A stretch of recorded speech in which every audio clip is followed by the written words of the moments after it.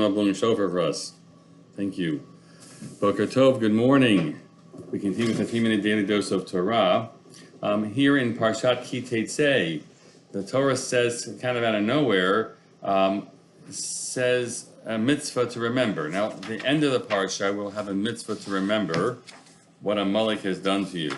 That appears at the very, very end of Parshat Ki Tetze, Zachor Tasher Asalacha Amalek.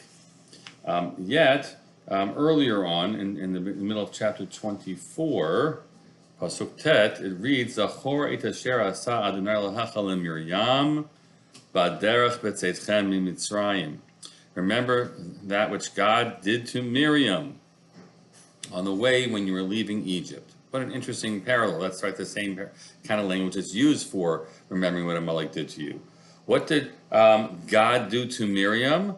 So the answer is that God afflicted her with tzara'at, with this non-leprosy affliction, and you're supposed to remember that. Why are you supposed to remember that? What's it's certainly meant in the Torah. How do you remember that? What are you supposed to do with that? So you should know that there is, if you look at a siddur, at the end of daily davening, you'll see that there's something called Sheish Zechiros. Some people will make sure to do it because there are certain things you're supposed to remember. The Torah has mitzvah to remember. This is one of them, so people recite it, like we fulfill the mitzvah of remembering the Sabbath day to keep it holy. By reciting Kiddush.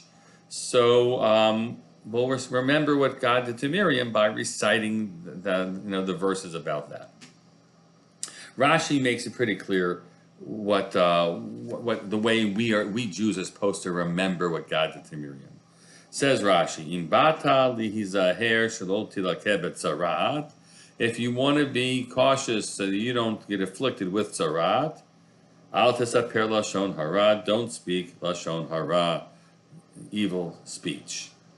Zachor ha'asuli Miriam shedibra be'achiha v'lakta b'negayim. Remember what was done to Miriam, who spoke against her brother and was afflicted as she was. So the memory, it comes in, Rashi kind of builds up the background for it, which is that if you don't want to get tzaras, here's something you should remember so you don't get tzaras. But there in and of itself is the warning, right? And something for us to be considering and thinking about this period of time. What is it? Because in other mitzvahs in the Torah here in the parasha about what comes out of our mouths, oaths and promises we make. This is the first one we should start with. Just remember what happened to Miriam. A fine yingala, right? A very fine woman. A prophetess, one of our heroes. And just remembering that should give us pause every day.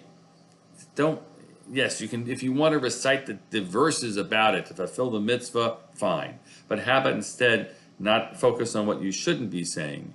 And that's the way you remember indeed what it was that happened to Miriam, and hopefully will not happen to you. Wishing you all a great day with careful speech indeed.